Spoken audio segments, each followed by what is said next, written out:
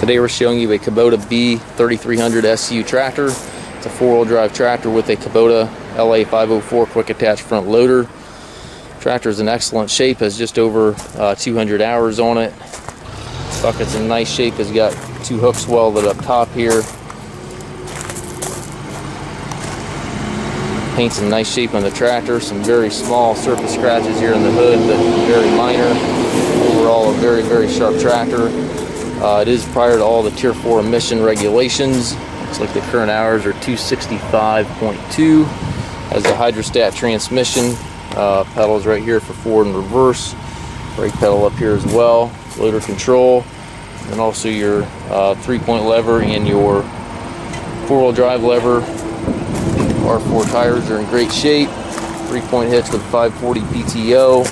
Foldable rollover bar.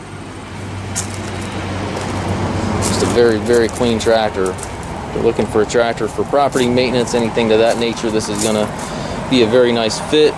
Has your PTO engagement and also your range lever. It's got 3 ranges. If you have any questions regarding this tractor or any of our other tractors in our yard, please feel free to contact us. We have approximately 120 to 150 used tractors in our yard. Either contact us or visit us on the web.